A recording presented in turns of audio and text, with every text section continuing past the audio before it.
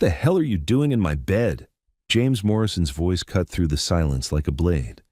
He stood frozen in his bedroom doorway, suit wrinkled from the flight, briefcase slipping from his hand. Martha Davies, his maid, lay in his king-sized bed, and surrounding her, sleeping peacefully for the first time in 6 months, were his 3 sons. Her eyes opened slowly. No panic, no guilt. "Mr. Morrison," she said softly, "I can explain." But James wasn't listening. His face flushed red. "You're fired," he said. "Get out of my house, now." Martha didn't argue. She moved carefully, sliding out from between the boys without waking them. She smoothed David's blonde hair back, tucked the blanket around Desmond, whispered something to Daniel that James couldn't hear. Then she walked past him, shoes in hand, head high. Downstairs, Mrs. Chen stood in the hallway. Her eyes widened when she saw Martha's face, calm but broken. "Miss Davies, it's all right, Mrs. Chen," Martha said quietly. "Goodbye." The door closed behind her. The gate creaked shut, and Martha Davies stepped out into the cool Boston night, alone. Upstairs, James stood in his bedroom, breathing hard. The boys didn't stir. He moved closer, staring at their faces in the dim light. Desmond's mouth was relaxed. David's breathing was steady. Daniel's fists were open. They were asleep. Actually asleep. 23 nannies, therapists, doctors, sleep specialists. And this woman, this quiet woman who mopped his floors, had done what none of them could. On the nightstand, he saw a folded piece of paper. He opened it. "They asked me not to leave them alone in the dark. Sometimes that's all a child needs, someone who doesn't leave." James sank onto the edge of the bed, the note trembling in his hands. Shame flooded through him like ice water. He'd seen a black woman in his bed with his white children, and his mind went exactly where it had been trained to go. He didn't ask questions. He didn't wait for the truth. He just fired her. And now she was gone. Before we begin, like this video, subscribe, and tell me where in the world you're watching from. Because this isn't just a story. It's a reminder that sometimes God sends help in ways we don't expect, through people we overlook. And maybe, just maybe, you needed to hear this today. James didn't sleep. He sat in his study until the sky turned gray, the note resting on his desk, beside an untouched glass of bourbon. Outside, the first light touched the rooftops of Brookline. Inside, the house felt hollow. Not the suffocating kind of hollow he'd lived with since Catherine died. This was different, like something good had been there. And now it was gone. He kept replaying it. The way Martha had looked at him. Not angry, not defensive. Just tired. Like she'd seen this coming. Like she'd been dismissed before. And the boys. God, the boys. Sleeping like they used to when Catherine was alive. Peaceful. Safe. He'd destroyed that in 5 seconds. At 6:30, the screaming started. James bolted upstairs, heart pounding. Daniel was thrashing in his sheets, eyes wild. David sat in the corner, rocking back and forth, hands clamped over his ears. Desmond stood by the window, tears streaming down his face, silent. "Where's Martha?" Daniel's voice cracked. "Where is she?" "I want Martha," David wailed. James knelt down, reaching for them. "Boys, it's okay. I'm here." Daniel shoved him away, hard. "You made her leave." His face twisted with anger and grief. "You always make them leave." The words hit like a fist to the chest. James tried again. "Daniel, listen." "No." The boy was sobbing now. "She didn't do anything wrong. She helped us, and you yelled at her." David buried his face in his knees, rocking harder. Desmond just stared, those 6-year-old eyes seeing straight through him. Mrs. Chen appeared in the doorway.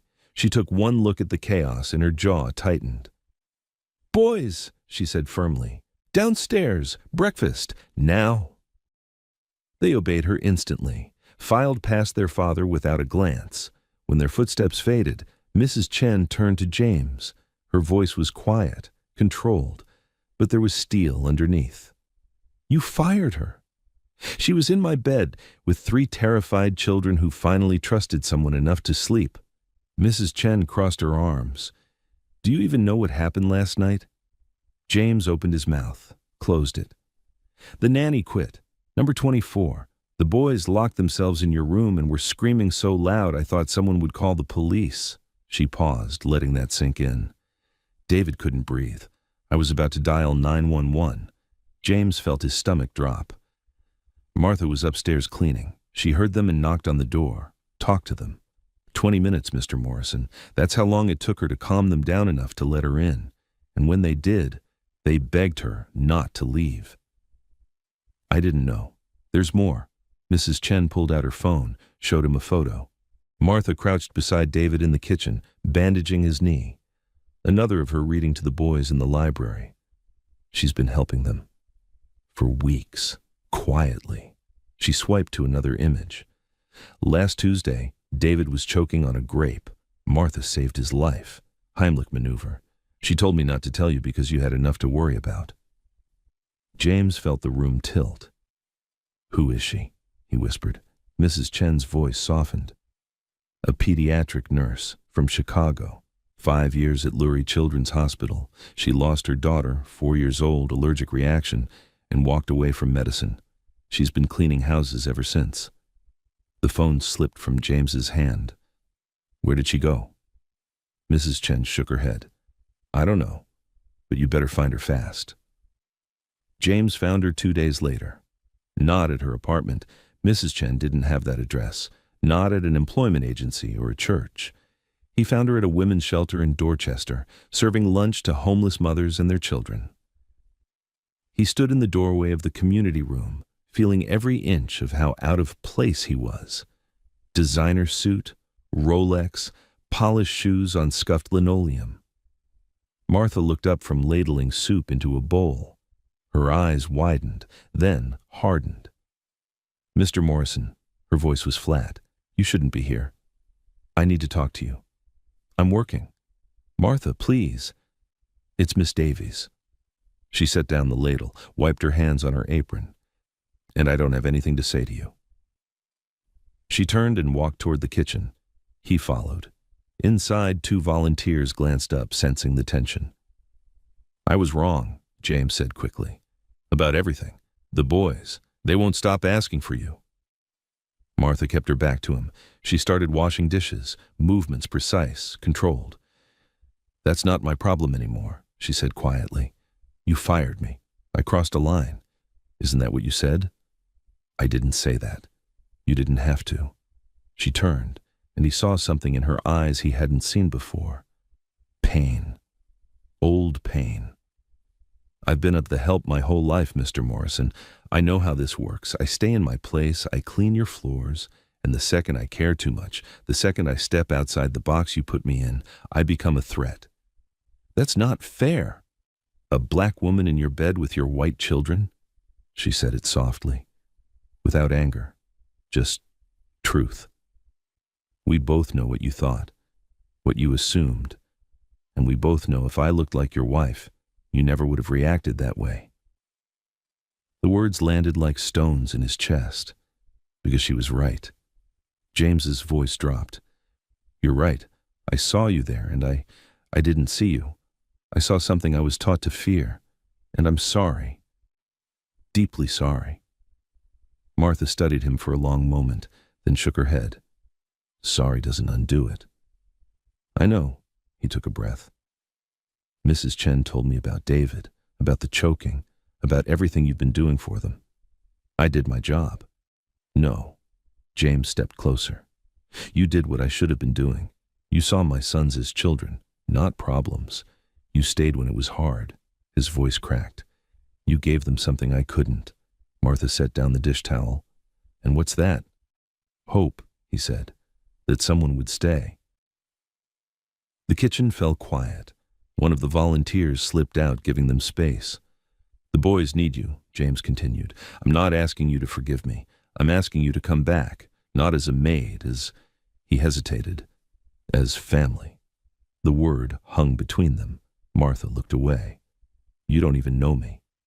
Then let me, James said. Please. Outside, a church bell rang in the distance. Martha closed her eyes, and for just a moment, she looked like she was praying.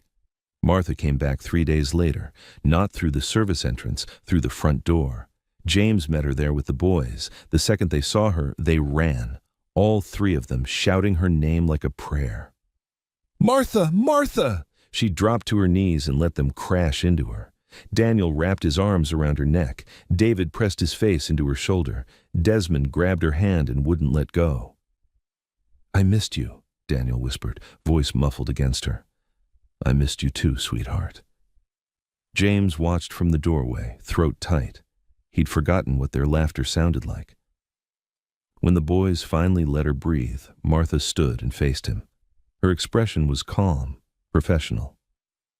"We need to talk," she said, privately. In his study, she sat across from him, not like an employee, like an equal. She pulled out a folded piece of paper from her bag. "These are my terms." James nodded. "Okay." She unfolded it, read aloud. 1. I'm not your maid. I'm here for the boys. My title is Child Care Specialist. 2. I make decisions about their health, their schedules, their therapy. 3. You go to counseling with me and the boys, once a week, non-negotiable. James didn't interrupt. 4. My salary is $75,000 a year, plus benefits. 5. She looked up, eyes steady. If you ever raise your voice at me like that again, I'm gone. No second chances. James felt the weight of that last one settle in his chest. "Agreed," he said quietly. "All of it." Martha leaned forward slightly. "And one more thing. You have to be present, not just physically, emotionally. Those boys don't need someone who pays the bills and hides in his office. They need a father." James's voice came out rough. "I don't know if I remember how to be that." "Then we'll figure it out together." She extended her hand. He shook it. Over the next few weeks, the house changed. Martha woke the boys gently each morning. Breakfast became something they did together. No phones, no emails, just talking. She taught them how to name what they were feeling. Scared, sad, angry. It's okay to feel those things. James started coming home earlier. He sat with them at dinner, read to them before bed, not because he had to, but because he wanted to. One night, David showed Martha a drawing, 4 stick figures holding hands. Underneath, in crooked letters, "Our family." Martha's eyes filled with tears. "That's beautiful, baby." Desmond looked up from his coloring book. "Are you going to stay forever?" Martha smoothed his hair. "I'm going to stay as long as you need me." But late that night, after the boys were asleep, Martha sat alone in her room. On her nightstand was a photo of a little girl with braids and a bright smile. Her daughter, Lily. "I hope I'm doing right by them," she whispered. "I hope you'd be proud." Downstairs, an envelope slid through the mail slot. No stamp. Hand-delivered. James found it the next morning. His hands shook as he opened it. Emergency petition for custody. Whitmore Fee Morrison. His blood went cold. James didn't call Martha into his study right away. He sat there alone for 20 minutes, rereading the petition. Every word felt like a punch. Negligent parenting following the tragic death of Catherine Morrison. 24 nannies in 6 months, demonstrating instability and lack of proper care. Inappropriate relationship with unqualified domestic worker Martha Davies, who has a documented history of child death under her supervision. That last line made him physically sick. They'd twisted her tragedy, turned her daughter's death into a weapon. He heard footsteps in the hallway. Martha's voice, soft and patient. "No, Desmond, you have to brush all your teeth, not just the front ones." A small laugh, the sound of water running. James closed his eyes. When he finally called her in, she knew immediately something was wrong. "What is it?" He slid the petition across the desk. Martha read in silence. Her face didn't change. That calm mask she used to wear when she was just the maid, it slipped back into place. "They're going to use me against you," she said quietly. "They're lying.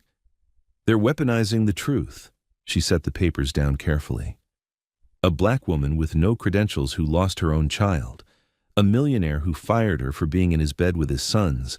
then mysteriously hired her back at triple the salary. She looked up. What do you think that looks like to a judge? I don't care how it looks. You should. Her voice sharpened, because family court judges care, and Richard and Catherine Whitmore have money, James, connections, power, and they're white. The words sat heavy between them. James stood. What are you saying? Martha walked to the window, arms crossed. I'm saying maybe I should leave. Let you fight this without me making it worse. No. He moved toward her.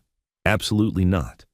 James, they're not taking my boys, and you're not leaving. He stood beside her. We fight this. Together. Martha wanted to believe him, but she'd seen this story before. The black woman blamed. Erased. They're going to paint me as dangerous, she said softly. Someone who took advantage, who crossed boundaries. Let them try. James's jaw tightened. Because I'll tell them the truth, that you saved my children, that you saved me. Martha turned to look at him. Really look at him. And for the first time, she saw something she hadn't expected. Fear. He was just as scared as she was. They're going to ask about Lily, she whispered. I know. They're going to make me relive it, in front of strangers. James reached out slowly, carefully, and took her hand. You don't have to do this alone. Her eyes filled with tears. I've been alone for 5 years. Not anymore. That night, Martha sat on the floor of her room, Lily's photo in her hands. I don't know if I'm strong enough for this baby, she whispered. But those boys need me. And maybe God sent me here for a reason. Downstairs, James knelt beside his bed for the second time in months. Please, don't let me lose them. Not again. The hearing was set for 3 weeks out. James hired the best family lawyer in Boston, Robert Chen, a man who'd built his career on impossible cases. But even Robert looked concerned after reading the Whitmore's petition. They're playing dirty, he said during their first meeting. This isn't just about custody. They're trying to destroy your character, and hers. Martha sat beside James in the conference room, hands folded in her lap. Robert looked at her directly. Miss Davies, they're going to ask about your daughter, about the day she died, about why you gave up nursing. Are you prepared for that? Martha's voice was steady. No, but I'll do it anyway. James watched her. The strength it took for her to sit there, knowing what was coming. It humbled him. That night, after the boys were asleep, James found Martha on the back porch. She was staring out at the Boston skyline, arms wrapped around herself. He didn't say anything, just sat down beside her. They sat in silence for a long time. Finally, Martha spoke. Her name was Lily. She was 4. Her voice was soft, distant. We were at a park. She got stung by a bee. I didn't know she was allergic. By the time the ambulance came, she stopped, swallowed hard. I'm a nurse. I should have known. I should have saved her. It wasn't your fault, James said quietly. Doesn't matter. I couldn't forgive myself.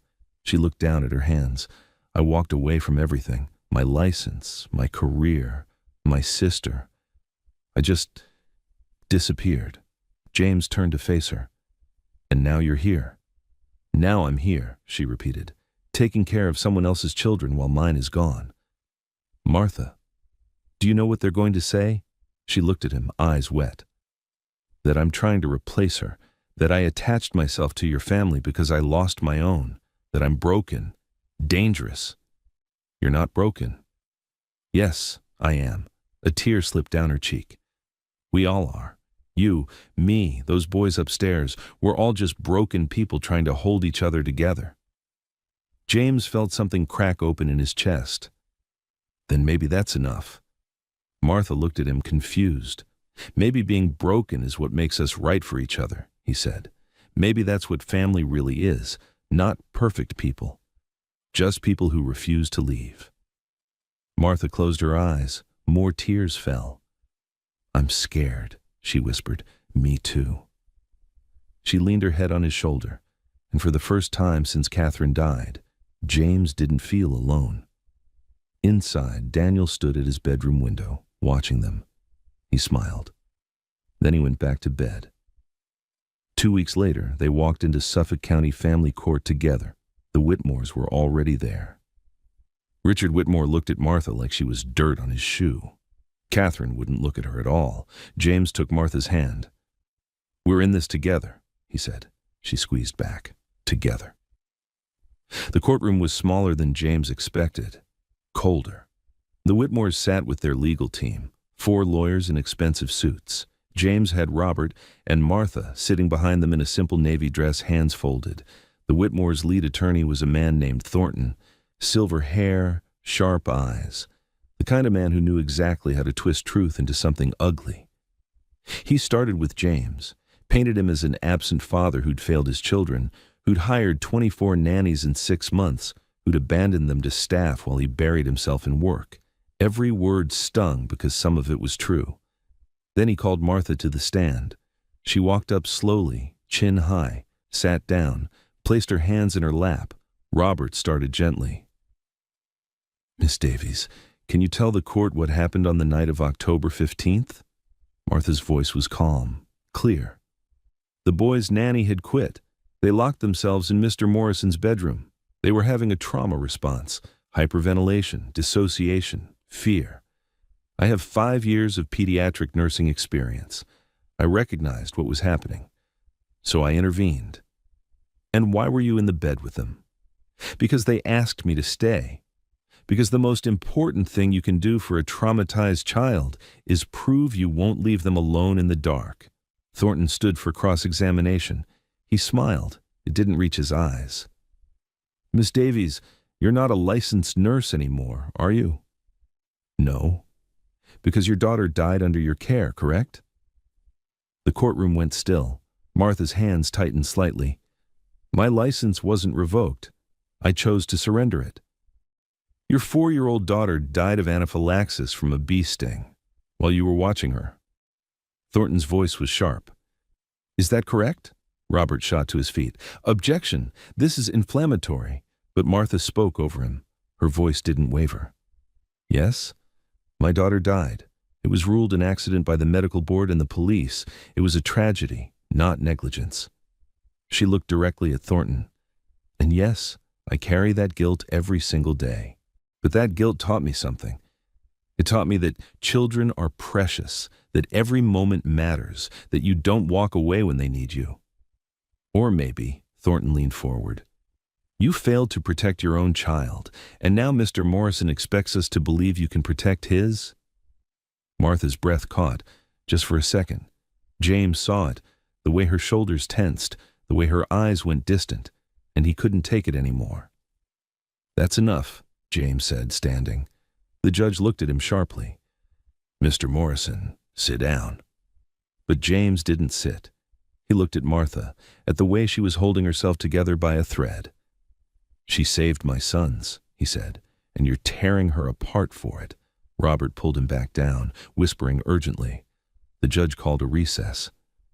Outside in the hallway, Martha leaned against the wall, eyes closed, breathing carefully. James stood beside her. "I'm sorry. I'm so sorry." She didn't open her eyes. "They're going to win, aren't they?" "No," James said. "They're not." But he wasn't sure he believed it. When court resumed, the judge did something unexpected. She asked to see the boys, not on the witness stand, in her chambers, private. Robert, Thornton, James, and the Whitmores were allowed inside. Martha had to wait outside. Judge Harris was an older black woman with kind eyes and a no-nonsense voice. She knelt down to the boy's level. "Daniel," she said gently, "can you tell me about Martha?" Daniel looked at his father, then at his grandparents, then back at the judge. "She makes us feel safe," he said quietly. "How does she do that?" "She doesn't leave. Everyone else left, but she stays." David spoke up, his voice small. "She doesn't get mad when we cry. She says it's okay to miss Mommy." Desmond, the quietest one, said simply, "She loves us." Judge Harris made notes.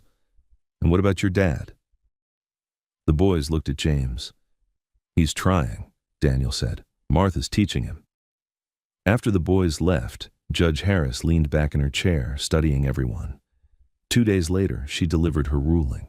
The courtroom was packed. Press had gotten wind of the case. Cameras waited outside. Judge Harris spoke clearly. This court recognizes that the Morrison children have experienced significant trauma. The court also recognizes that Mr. Morrison's initial response to that trauma was inadequate. James's stomach dropped. However, the judge continued, the evidence shows marked improvement in the children's well-being since Miss Davies entered their care. The petition for emergency guardianship is denied. Martha exhaled. James grabbed her hand. But, Judge Harris wasn't finished, this court orders the following: mandatory family therapy, monthly home visits by a social worker for 6 months, and Miss Davies must complete a trauma-informed child care certification within 1 year. Outside, Richard Whitmore made a statement to the press. "It's a disgrace," he said, voice bitter. "Leaving children with a domestic worker who has a child's death on her record. We'll be appealing." The story exploded. Headlines everywhere. Conservative outlets calling it dangerous, progressive ones calling out the racism, comment sections filled with venom. Martha sat in the living room that night, scrolling through her phone, face blank. James found her there. "Don't read that." "Why not?" Her voice was hollow. "It's all true.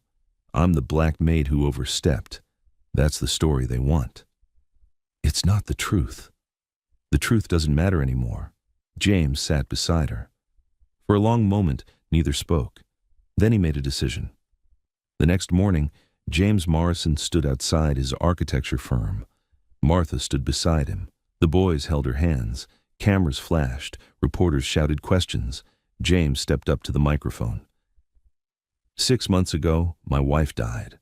I fell apart. I hired people to manage what I couldn't face. My children's grief, my own failure. I went through 23 nannies before Martha Davies walked into our lives." He paused. "And when she finally did what all those credentialed professionals couldn't, when she helped my sons sleep without nightmares, I fired her." The crowd went silent. "Why?" "Because I saw a black woman in my bed with my white children, and I assumed the worst." His voice cracked. "I didn't see her compassion, her skill, her heart. I saw a threat, because that's what I was taught to see." He looked at Martha. "I was wrong, shamefully wrong. Martha didn't cross a line that night. She erased one. Because children don't care about credentials or skin color. They care about who stays when they're scared. And Martha stayed." Daniel suddenly spoke up. "Martha is family." David and Desmond nodded. The press conference ended, but the conversation had just begun. That night, messages poured in. Support from families like theirs, from caregivers of color, from people who'd been misjudged. Martha read them, and finally, she cried. Not from pain, from hope. 3 months passed. Martha enrolled in a trauma-informed care certification program at Harvard Extension School. Twice a week she drove to Cambridge, studied late at night after the boys slept, rediscovered parts of herself she thought were buried. One evening, her instructor asked her to stay after class. "Davies," the woman said. "That's your last name?" Martha stiffened. "Yes, Martha Davies. From Chicago, Lurie Children's Hospital." Martha's heart stopped. The woman's face, it was familiar. "Nicole?" Her sister smiled, tears already forming. "Hey, sis." They hadn't spoken in 5 years, not since Lily's funeral, when Martha pushed everyone away. Nicole moved around the desk and pulled Martha into a hug. Martha resisted at first, then broke. "I'm sorry," Martha whispered. "I'm so sorry." "I know," Nicole said. "I know." They talked for hours that night, about Lily, about grief, about the boys, about everything Martha had been carrying alone. "Your license," Nicole said finally. "I've been working with the Illinois Nursing Board. With your certification and my recommendation, they'll reinstate it. You can practice again." Martha shook her head. "I can't." "You already are. You're just calling it something else." 3 months later, Martha stood in a small ceremony at Boston Children's Hospital. Dr. Reyes, the chief of pediatrics, handed her a badge. Martha Davies, RN, pediatric trauma specialist. The boys were there, holding a sign they'd made. "Our Martha is a real nurse." James stood beside them, eyes bright. That night, James asked Martha to his study. "I have something for you." He slid a document across the desk. Martha read the header. Her hands started shaking. Legal co-guardianship agreement. "James, I want you to be their guardian, officially." His voice was gentle, "not as an employee, as family. If something happens to me, they stay with you. And even if nothing happens, you have legal authority to make decisions about their lives, because you already do. I just want the law to recognize it." Martha couldn't speak. "Why?" she finally whispered. "Because you didn't just save them." James's eyes were steady. "You saved me. You taught me how to be a father again, how to stay when things are hard. I trust you with everything that matters to me, Martha." She stared at the papers. "And what are we? What is this?" James smiled softly. "Family. Maybe not the kind people expect, but family. Not," she couldn't finish. "Romance?" He shook his head gently. "Maybe someday. Or maybe never. What matters is we're partners. In this, in them." Martha picked up the pen. Her hand hovered over the signature line. "You're sure?" "I've never been more sure of anything." She signed. That weekend, they sat the boys down and explained it. "So Martha is like our mom now?" Daniel asked. Martha knelt. "I'll never replace your mom, but I love you like you're my own. Always will." Desmond wrapped his arms around her. "Good, because we love you too." David grinned. "Can we call you Martha, Mom?" James and Martha looked at each other. "If you want," Martha said, voice breaking. And just like that, everything changed. 1 year later, the Morrison house on a Saturday morning was chaos, the good kind. Daniel practiced piano in the living room, badly, but with joy. David built a fort out of couch cushions. Desmond sat on the porch with Martha, reading quietly, her hand resting on his shoulder. James came home early from work, something he did now, and the boys shouted his name. "Dad! Dad! Watch this!" Not father, just Dad, and it sounded like home. At dinner that night, spilled milk, arguments about vegetables, laughter. Martha made an announcement. "Boston Children's Hospital asked me to develop a training program, teaching nurses how to work with children who've been through trauma. They're calling it the Davies Method." The boys cheered. James reached across the table and squeezed her hand. "That's incredible." "And," Martha continued, "they want to partner with your firm to design spaces for healing, hospitals, shelters, places where kids feel safe." James blinked. "They asked for me?" "I recommended you." Their eyes met. Something warm passed between them. Not quite love, not yet, but something close, something growing. The next week, Martha asked James if they could take a trip. "Where?" he asked. "Chicago. I need to visit Lily's grave." She paused. "And I want to bring the boys." James didn't hesitate. "Of course." They drove together, all 5 of them. The boys were quiet in the back seat, sensing this mattered. At Graceland Cemetery, Martha knelt before a small headstone. Lily Marie Davies, 2018 to 2022. Forever loved. The boys stood close beside her. "Lily," Martha said softly, "these are Daniel, David, and Desmond. They wanted to meet you." Daniel placed a wildflower on the grave. "Hi, Lily. We love your mom. She takes really good care of us." David added, "She's the best at hugs." Desmond whispered, "We'll take care of her too, we promise." Martha closed her eyes, tears streaming down her face. James stood back, giving them space, but close enough to be present. On the drive home, Desmond fell asleep against Martha's shoulder. Daniel and David argued about superheroes. James glanced at Martha in the rearview mirror. She smiled. He smiled back. That night, after the boys were tucked in, James and Martha sat on the back porch under the stars. The Boston skyline glowed in the distance. "Do you ever think about what would have happened if I hadn't walked into that bedroom?" Martha asked. James shook his head.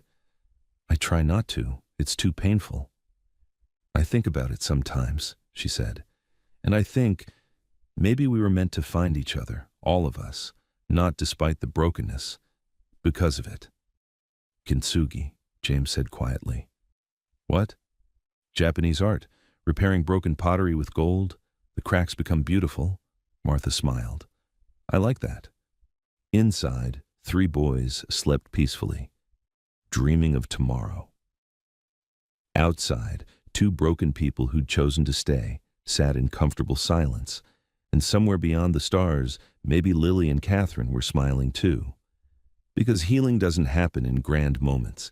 It happens in the staying, in the small choices to love when it's hard, in the quiet belief that broken things and broken people can become something beautiful, not perfect, but whole.